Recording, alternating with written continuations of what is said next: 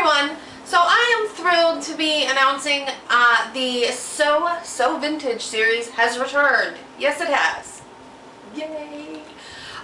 It's finally been enough time. I have enough mobility in my hand to start doing the detailed work of sewing. So you will now see every Sunday a new video from the series.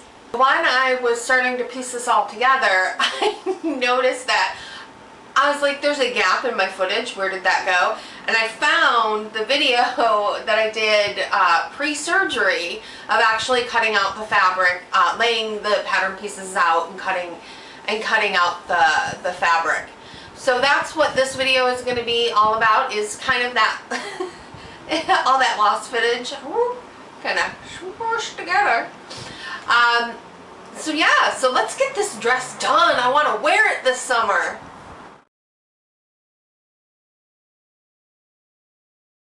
So as you can see, I have my fabric laid out. Now before I actually put my pattern pieces down, there's a couple things I want to talk to you about this whole situation here. The first thing I wanted to mention is that depending on how much fabric you've gotten, your table may not fit all your fabric. So you can see mine is hanging off right here onto the chair. Now I don't want to cut off that extra fabric because we don't know how our pattern pieces are going to lay out yet.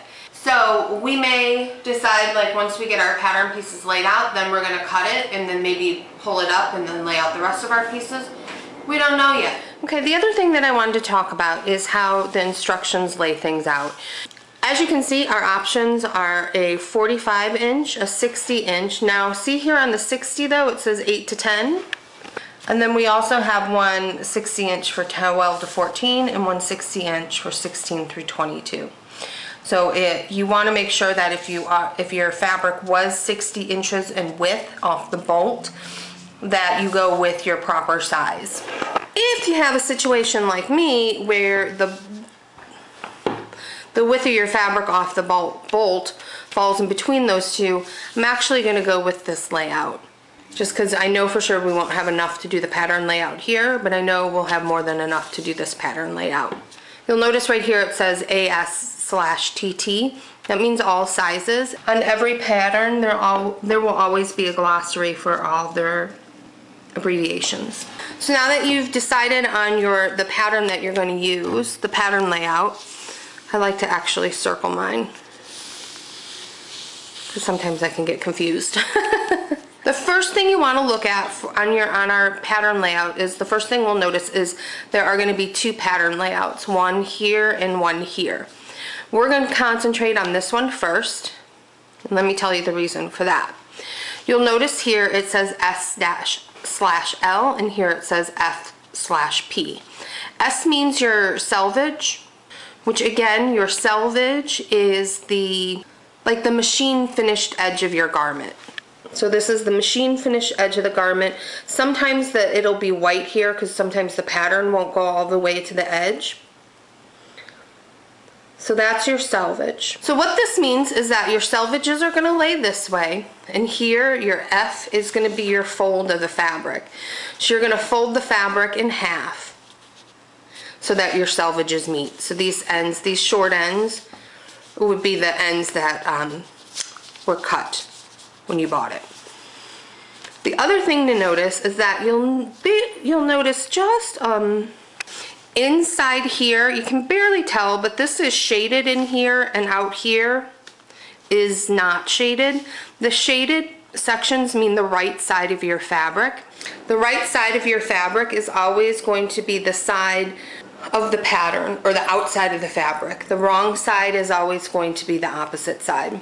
So now we know we are going to fold this selvage to selvage with the right sides facing each other. Okay, so that's exactly what I have here. I have my fold down here.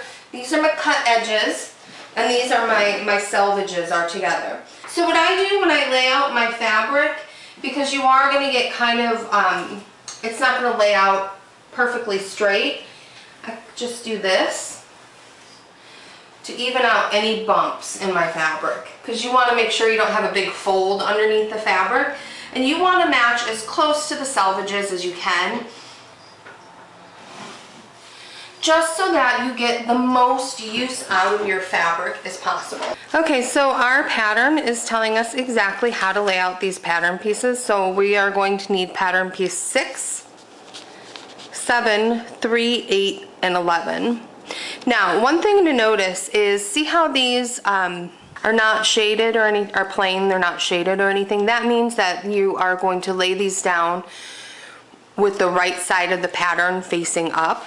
Now, when you see here on pattern piece 6, you see all the little dots? And that means that you are going to be laying the pattern the wrong side down. I'm going to start with pattern piece 6, which is the skirt. Now, before you lay that down, we're going to examine all the markings. Okay, that's a notch marking for the left-hand side, for the left-hand side. These are size markings. Okay, and that is pretty much it. And again, just a reminder to cut on the fold. Now, what we're looking for when we do that is actually indications on if we should be worrying about the bias or not. The bias means to lay your piece on a diagonal against the fabric. It means you get more stretch in the fabric, and the fabric will lay differently. And on the pattern, you may say, Jen, how do you decide what side of the pattern to put on the fold? Do you put this side or do you put the other side? It's a great question. What you do is actually on the pattern itself, it has a little indicator. Center, front, unfold. Now, with the fold, when I place the pattern down, I'm actually pushing down on that fabric. I want to make sure it's not like really bubbled up and we're getting extra fabric in there. And I'm going to take my pins and I'm just going to pin this right to the fabric. I'm a fan of pinning. Yeah, it takes more time to do, but I find for me it creates more accuracy on my part. That does not make sense at all. Okay, this is what's confusing right now, is it's telling us that it has to be on the fold, right? And it even says right here, center back on fold, but the picture shows the neckline facing away. It shows it facing like this. And the only way that you can do it on the fold with the neckline facing away is to do it this way, with the pattern piece upside down. That doesn't tell us to do that. So, we have to make a decision. I mean, this is the entire back bodice back, so I don't think it'll make a difference which way I did it. We are going to do it this way. We're going to do it with the neckline facing the pieces we've already put down. And again, looking over the pattern piece. Now, this one does mention grain lines. Right here, it mentions a grain line, and it's a big arrow. So the only thing that a grain line is it's just a line that follows the grain of the fabric. The fabric is done with a cross section of fibers. So you have fibers running this way and you have fibers running that way. We already know that this is going to, based on the pictures, it's running this way with the grain. So basically this is just reminding us, since we don't have the fold as a guide, is we don't want to pin this at an angle. So if you're short on fabric, you want to make sure that you're not trying to, finagle this into a space because you want to fit it on the fabric. This really, it needs to go with the grain line, so it needs to go vertically or horizontally. So everything's laid out for our first set of pattern pieces, because remember in the pattern setup we had the folded piece and then we had another section. Well, we're going to look at that section next time, and actually what I'm going to do now that all our pattern pieces are laid out for our first section, I'm going to take my fabric scissors and I am going to cut off the excess fabric. I am going to cut it fairly close to the pattern pieces, because you never know when you're going to need extra fabric, and having cut close to the pattern pieces sometimes is a lifesaver. So don't do anything neat or even. I just cut it right off. There we go.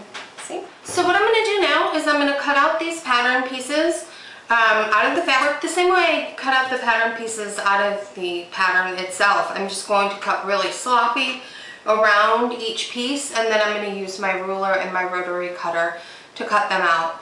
Once I have those cut out, I'm going to come back and we're going to do the other layout, and we'll go from there. That's all for today. I hope you guys really enjoyed this video, and I hope you picked up some good tips. As always, in the comment section, I love hearing from you guys, love getting your feedback. And as always, if you like this video, go ahead and click that thumbs up like, letting me know you like what's going on. And an easy way to help promote a vintage vanity and help this channel grow is to like, favorite, or share this video. I hope you guys all have a great day, and I will see you soon.